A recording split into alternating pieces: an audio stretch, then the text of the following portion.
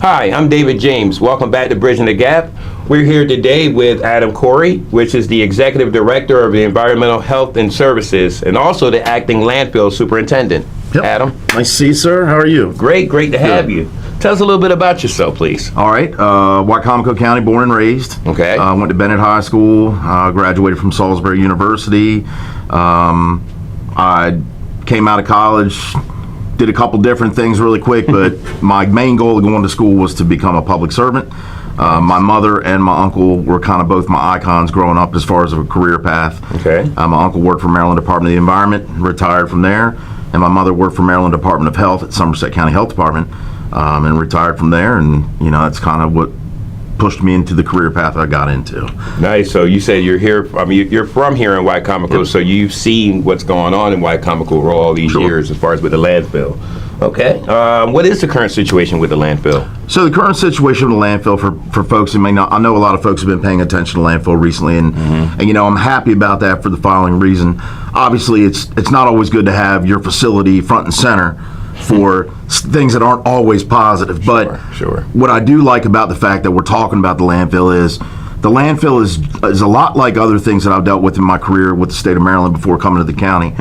Whether it's flushing a toilet, whether it's putting a bag of trash into the dumpster, most people, right or wrong, at the end of the day, as long as that toilet flushes and as long as that garbage doesn't end up on the side of the road or somewhere in the river, most people don't pay a whole lot of mind beyond that. This is true. So folks don't necessarily get into like what actually happens at a landfill.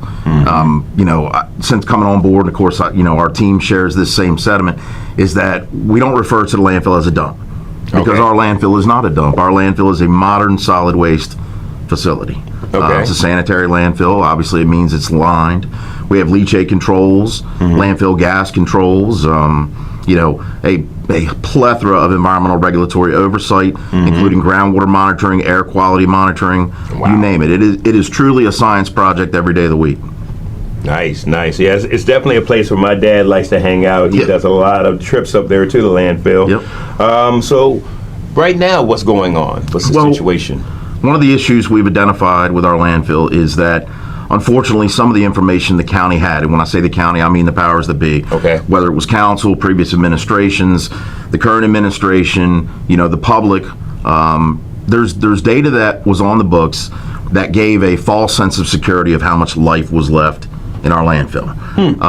When I came on board last year, and then the executive asked if I would take a look into the landfill, and then I actually effectively took over operations in October of last year.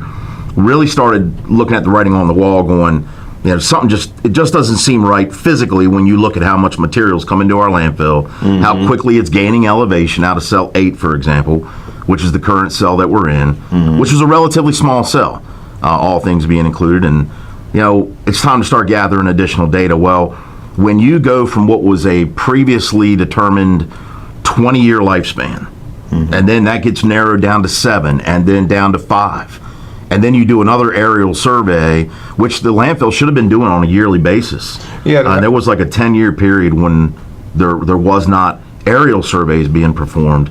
And unfortunately, when you're not getting that really conclusive data, you're making some assumptions that can be detrimental to the future of the facility. So once we started really truly gathering good data, we realized it's time to put a plan of action into play. So where we're at now is that cell 8 and the remaining airspace over cells 9 and 10, the previous 2 cells to cell 8, and then some area that we have other places in the landfill. What we're trying to do is get obviously you want to fit as much as a density into the airspace volume that you have. We're effectively trying to beat the clock right now before we get cell 7 open. Now, before you, was there anybody that was running a place there? Sure. Yeah. I mean, the county has a long history of having superintendents in place and operations supervisors. And so how did it go under the radar for so long? Again, I think, taking nothing away from the previous leadership that was at the landfill at all, I think, again, when you get data that may not necessarily be accurate as it should be, and you do get a false sense of security.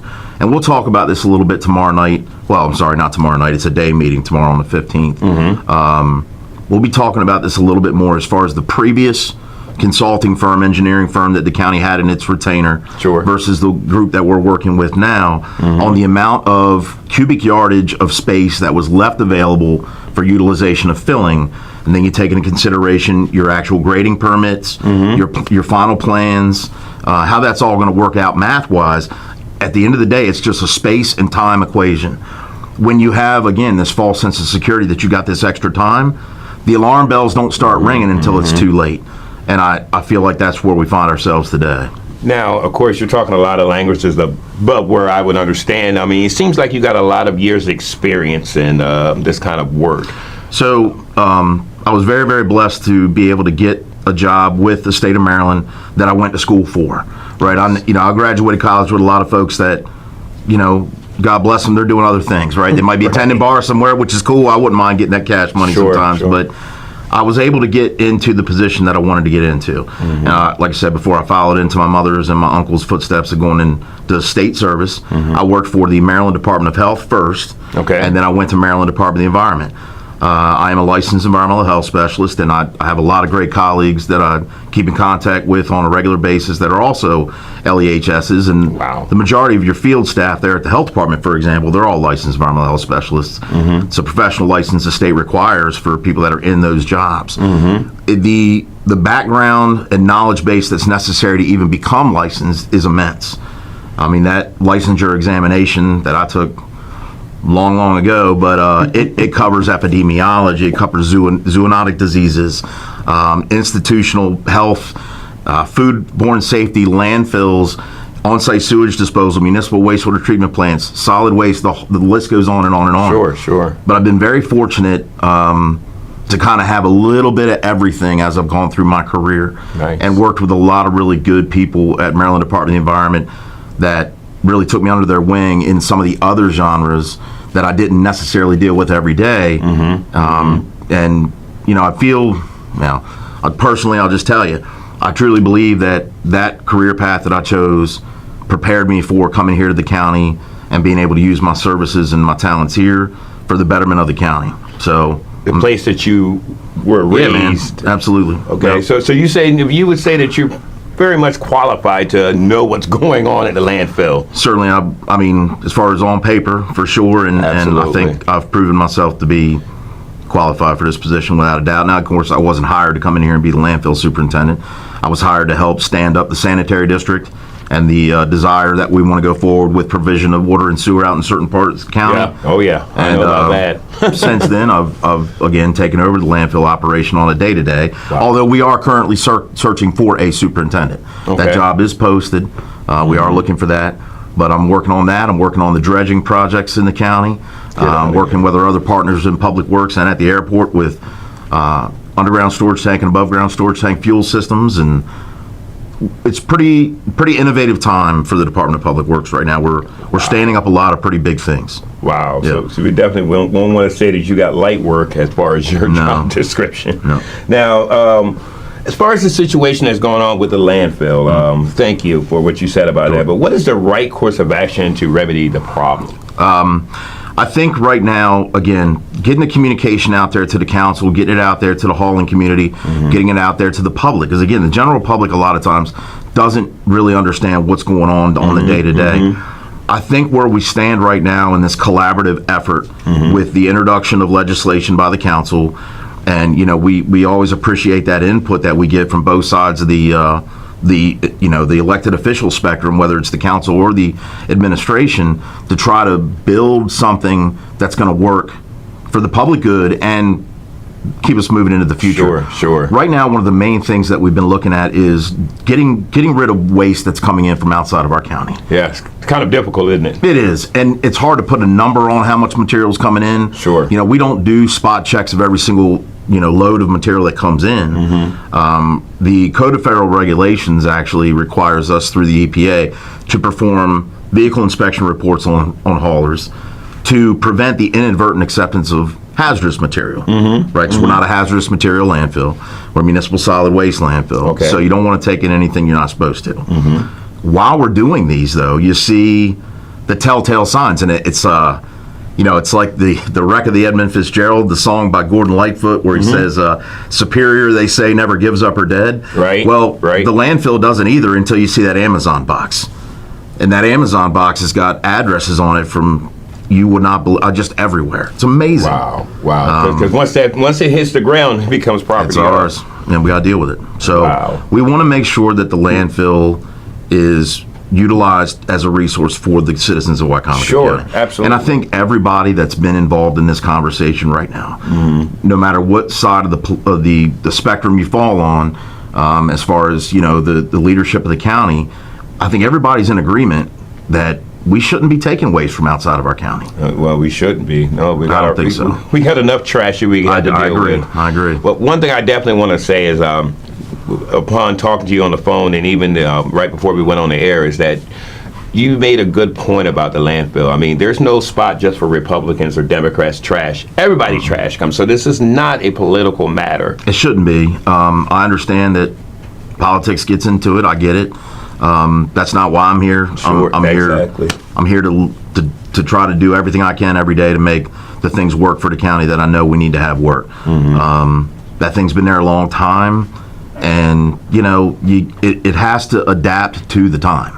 Whether that's inflation and tipping fees, whether it's the amount of material coming into our landfill and ensuring that we're protecting that. Whether it's taking a look and saying, hey, what's our economy looking like? What is our growth trends looking like as far as citizens are concerned? The number of people moving to our area. Right. What does the business intensification look like? All these things go into how you calculate what your future of trash trends are going to look like. And we want to make sure that we cover our bases there. Now, is the idea of closing a landfill one day a week, is that on the table still? Or? So I'll let the administration answer that question. Sure. Dave. I think that's their question to answer at this time. Okay. I'm pretty encouraged with what I understand right now that our session is going to look like what council tomorrow. Okay. If we can get to the point where we are all in agreement that we're not taking out the county trash, I think that's going to make a big difference. Good. Will we see a precipitous drop in tonnage immediately? I really hope we do. Right. We need to really be taking a look at tonnage trends. I've already ordered another aerial survey to be completed in December. But no matter what, we can't take our foot off the gas pedal. It is time to push forward with Cell 7, which we're already moving forward with. Sure. I encourage folks to look at tomorrow day meeting and the presentation we're going to put forward to let you know not only where we got the data to say where we are, but what we're doing to make sure we don't get into a jam where we have to be telling folks, I'm sorry, we got to transfer waste out of this county at a significant cost. That's no place we should be. No. Yeah, we shouldn't be in that position. So Cell 7, how far are we from getting So right now we are at about 60% design plan. Okay. The biggest part of that is you got to figure out where your sump placement's going to be. Now, when I talk about sump placement, it's funny. It's fortuitous. This table's right here, just the way it is. If you think about the bottom of a landfill cell, think about this interior space as the bottom of your cell. You have to set your drainage grades correctly so that at one side or one corner, if you will, out of the four, that's where you're getting your leachate collection drainage to go to, because you're going to line this thing, right? Because you can't let that stuff get in the environment. So you're going to have your liner, your clay material, your dynamic compaction, all that. When we started, before we had our geotechnical work out there being performed a few weeks ago by a drilling association, or excuse me, a drilling company, we did some spot checking with our own equipment and our own staff, and to find out where that old historic trash is, because it's under there. There's old historic trash underneath there. I'm sure. And we kind of made a game. We kind of shifted right then and there and said, we can't afford, number one, the time, nor can we afford to have to take out many tens of thousands of cubic yards of old trash and soil and put it up on cell 8 and 9 and 10. We don't have the room for it. So what I asked our engineering firm to do is go back to the drawing board, reassess the direction of the sump as it was designed in the 2006 permit modification, and let's change it. Not a big deal. MDs should be like, yep, understood. We know why you're doing it. Determine our stormwater management, which we've already had surveying crews out there. Work very, very closely with Mr. Neil Hallowell and Mr. Dara Kolar of EA Engineering and Sciences and Technology. Mr. Kolar will be with me tomorrow during the day at the table as well. Great firm. They do a lot of good work, and Good. so we're moving forward. There's literally at this point, you've got the foundation and the body of the document created. It's now time for your electrical engineering, some other things like that. Blueprints and things. Yeah, I actually have 60% plans that I've got on my slideshow tomorrow. Yeah, sensational. Not the whole thing, obviously. It's tons of paperwork. Right. Yeah. Wow. So I loved you said a few minutes ago that you're not going to take your foot off the gas. We can't. So this means that this is not going to just be Monday. We're going to do it, and Thursday, but we're going to be at this every day till we get it taken care of. And I got to give credit where credit's due, and I will take the. I'll take the opportunity to say it here on your show, and I've said it before in other places. I don't know that my entire career that I've ever worked with people like work at that facility. Wow. And I mean that when I say it. They are some of the toughest people I've ever met. They are dedicated to it. You know, throughout all this, you can imagine with the public's involvement, the comments we hear here and there, you know, you would think, man, these guys are going to get down. We make sure our whole team, we make sure these guys are appreciated, these guys and gals, excuse me if we're even allowed to say gals anymore, I'm sorry about that, but you know what I meant by it. The ladies and gents. Yeah, term of endearment. They're tough, and we are all focused on the same pathway forward. So when I talk about that, I talk about how intense our operations are. Typically at a landfill, you've got one open work face in a given day, and you've got all your crews set with those logistics, those operations, those pieces of equipment solely focused on one job. Now, there's other side projects that go on a landfill at any given day, whether it's stormwater management, stabilization of soils, testing, leachate containment management, landfill gas management. It's a really, I'll tell you, I told people before, I'll say it again, there's somewhat romanticism about it. I mean, you fall in love with the place because there's so much going on. If you're a kid that grew up with Tonka toys, if you're a scientist, if you just like the outdoors, I mean, we've got beautiful fawns running all over the property right now, turkeys climbing up the side of the hill, bald eagles, as many as you can count. It's a pretty interesting place. Wow. But yeah, our folks, we're focused on so many new things right now every day, like the rear haul road construction that's going on while we're open in cell 8, 9, and 10. The placement of waste into other areas of the landfill where there's still airspace. That's one of the things I'm doing right now to overcome the clock. And when I say the clock, I mean until cell 7's open, is get waste placed in other areas of the landfill that we had forgotten about years ago. Interesting. Not that you wouldn't, you know, you wouldn't have planned to use them, but we can use them, so let's use them now versus waiting and possibly running into that wall with cell 7. So logistically, getting the material there, that means building new roads, that means backing vehicles in on a different angle. So it's been quite interesting and quite intense. Just yesterday, today's Monday, right? I kind of forget what day it is.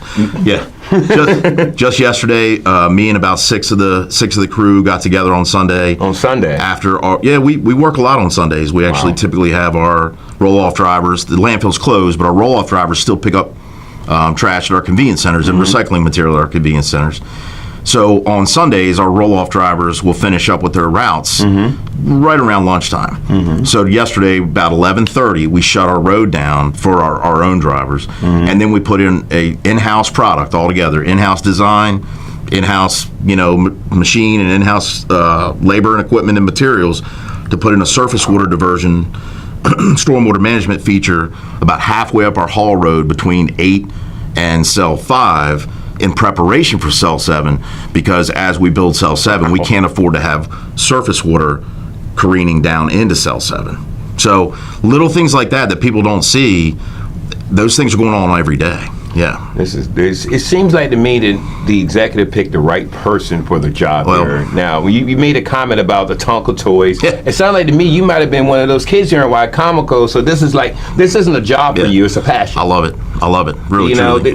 Wow. It's and I loved working for the state too. Don't get me wrong, but if you're beating your alarm clock most days, that's a good thing.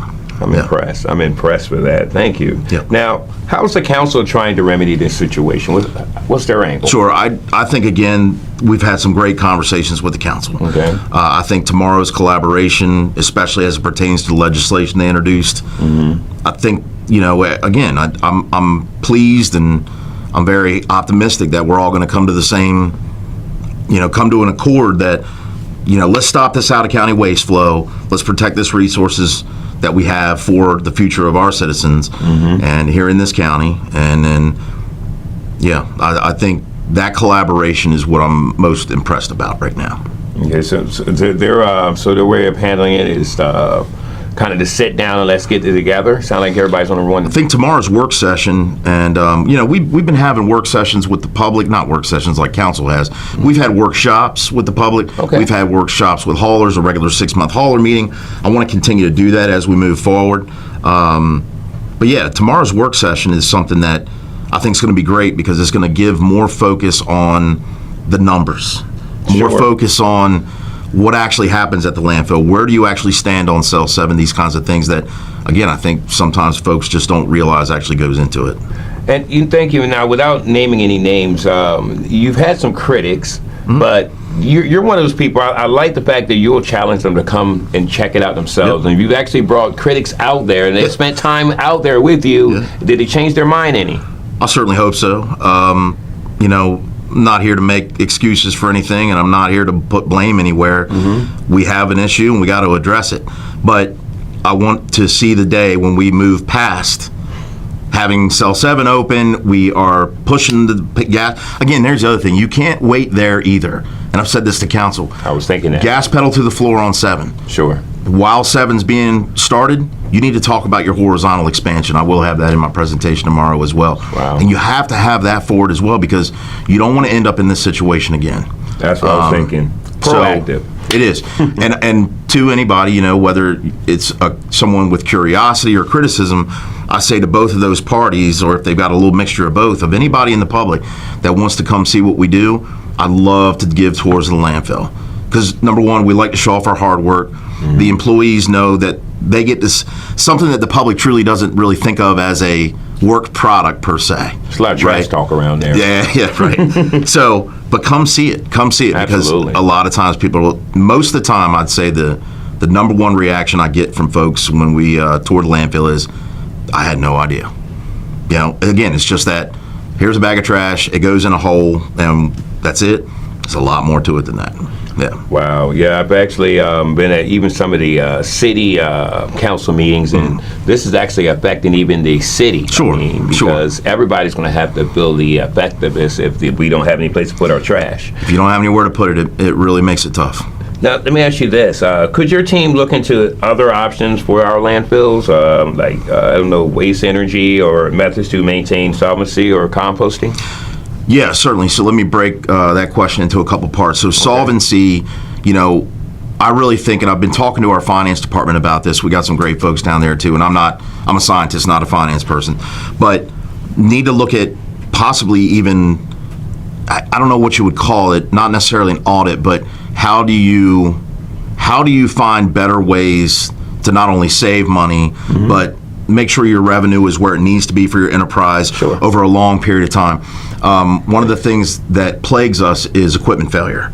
We got a lot of pieces of equipment that they've been out there a long time, and I've said it before. A waste handling piece of machinery, whether it's a compactor, a track loader, dozer, that lives a hard life. I mean, their life expectancy is 5 years. Imagine. Because you figure that is in a pretty tough environment. Sure. So making sure that you're planning for those things in the future while looking at your tonnage trends and your revenues in.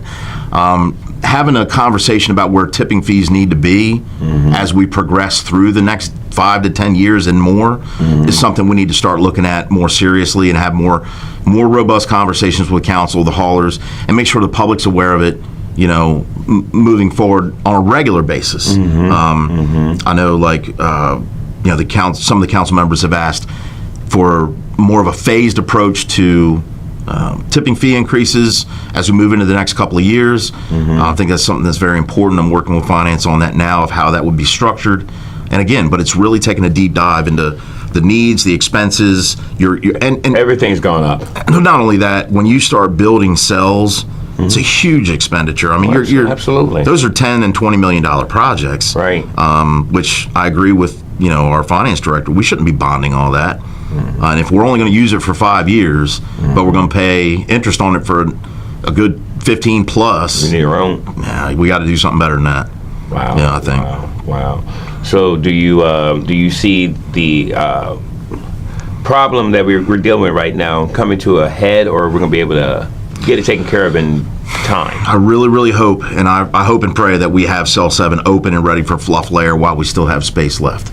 There are things we have in our back pocket to be able to do. And when I mean that, I don't mean some kind of surprise plan to tell people burn your trash in your backyard. I don't mean that. No. We have other areas on the landfill, again, that still have permitted airspace. The question is, how do I get to them? So we're evaluating all of that right now. But again, we're not waiting until that point. Right, I don't want to wait until I'm a month away from Cell 7 and go, hey guys, let's build another road in the rear. No, we're doing that now. Ensuring to the utmost that our compaction rates are where they need to be on a daily basis. Obviously the budget's just been passed, obviously, with the new year, but prior to the budget being passed, I did send a letter of intent to Caterpillar, because our compactor, for example, and it's going to go in the Guinness Book of World Records, it's like 20,000 hours on that machine. Oh my God. Every day I just look at it and I'm like, please, just last for one more day. But when we ordered this new one, the Caterpillar representative said, do you want to order the upgraded software package? Absolutely. The operator that I've got in that compactor every day, he's excellent. He's doing it by line of sight and feel. Imagine you can actually feel underneath a 40,000-pound machine. You can feel it when you have your compaction ready. Sure. But if I get the software upgrade on that machine, it's going to have a nice GPS site picture in front of him that shows, a color as he goes over his passes. It's going to tell him, yes, that pass is completely compacted, versus I've left a little bit of orange, yellow, green. You want to make sure it's all red. And that new system that's going to be on that new machine that unfortunately won't be here for probably another 9 months, because once you order it, they've got to be built. Right. But that'll help us in the future. Yeah. Something to look forward to. Sure. It's little things like that we need, for sure. Okay. All right. Well, is there anything else? The other thing. Yes, I'm sorry. You asked about, that was a 3-part question. I started talking too much. You're okay. That's my fault.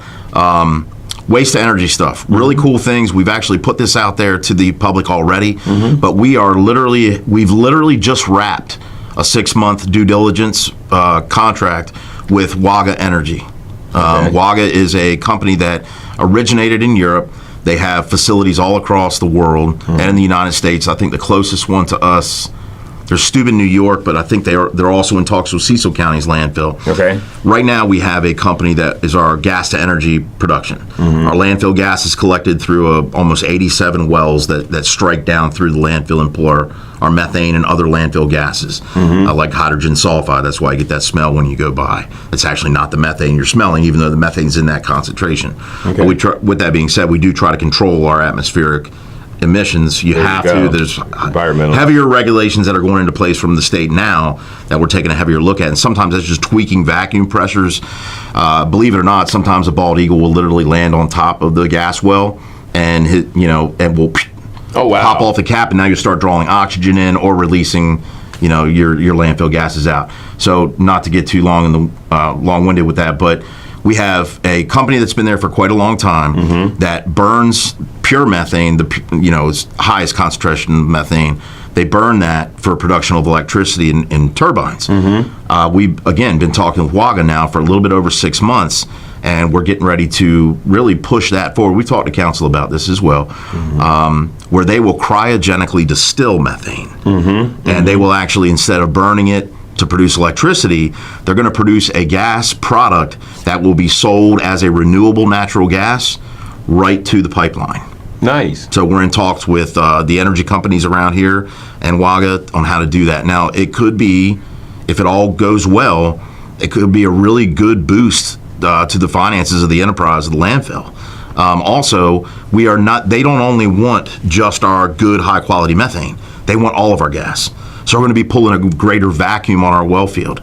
Greater vacuum on the well field means less rogue emissions of methane and hydrogen sulfide into the environment. These are all good things. Nice. So that's pretty cool. Another thing that's just come on board here that we've been working on for a couple of months with Waga, again, is another company that would partner with them and us with an anaerobic digester. So we can start bringing compostable materials out of the waste stream, biosolids residual management like wastewater treatment plant sludges, your poultry byproducts, your all your good stuff, your feathers and beaks and offal and all that kinds of that nasty stuff. But if you can bring that out of the landfill, bring that out of the waste stream, you're saving that tonnage, saving that space. Right. And you can produce in an anaerobic digester, for example, a much higher quality methane just like that, where it takes much longer for the decomposition inside the landfill. Yeah, it's pretty cool. So we're already moving those things down regardless. Yep. Wow, so this sounds like an exciting time. Now, if I could get you to sum up what's going on and what you got focused on, what would you say? What I've got focused on is running that landfill in a compliant operation on every day. Because regardless of where we stand with Cell 7 or anything else, we have a landfill is probably one of the most heavily regulated facilities anywhere in the country.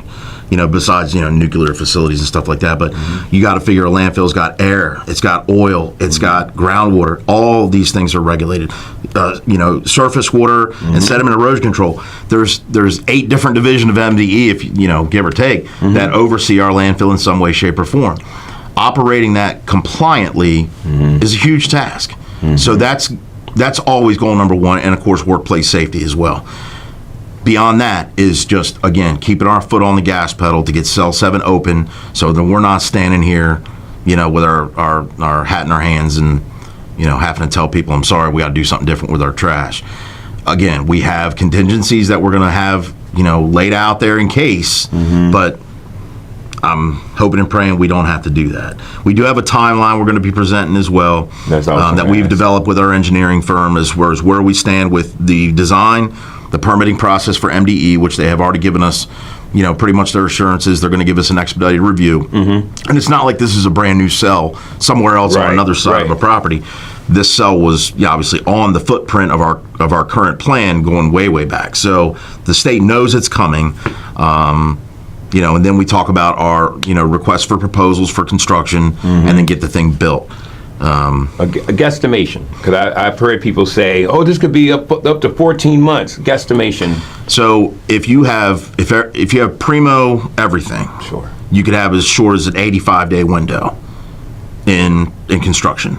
So let's push that out to 100 if things are sloppy here and there, whatever the case may be. You hire the right firm, you hire the right contractor, right? And get everything right. Again, we're not reinventing the wheel here. Cell 7 is almost identical to Cell 8. The only difference being is that we're placing the sump a little bit differently than the last phased assessment. But I think we're going to be able to get this thing open by the end of May, middle of June. That would be my hope. If it has to be pushed to July, I don't think it's the end of the world.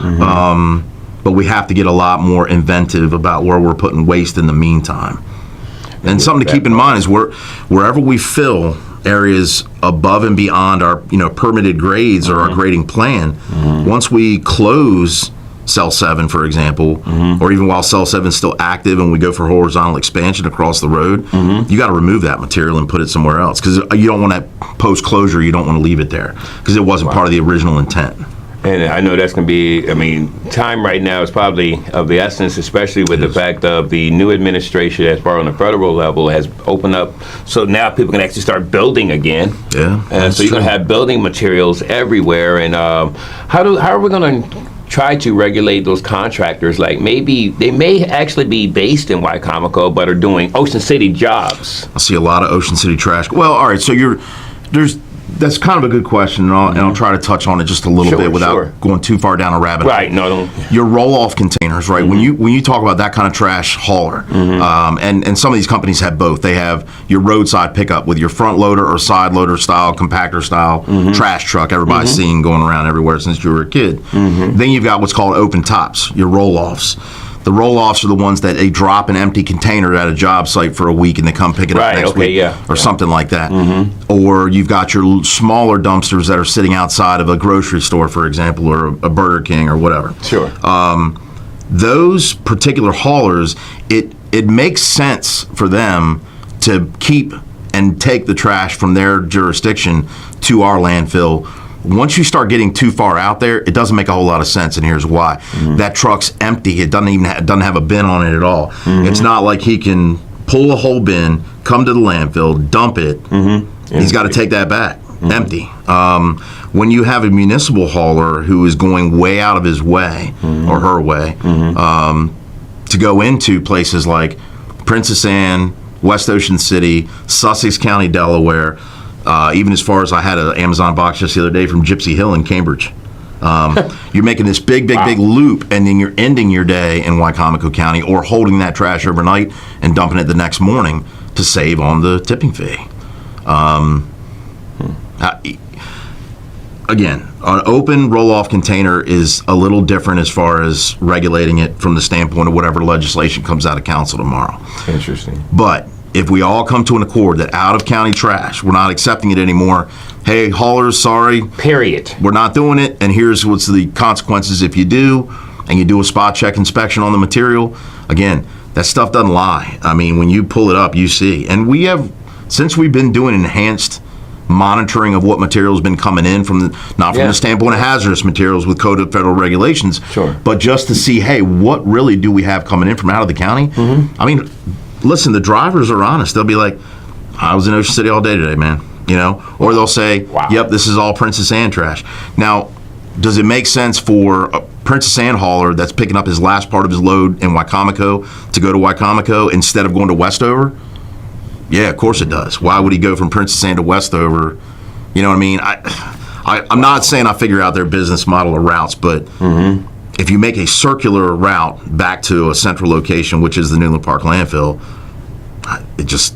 it's got to make sense somehow, or they wouldn't be doing it. I don't begrudge them for it. But we got to stop. You're gonna have to. We got to stop. Okay. All right.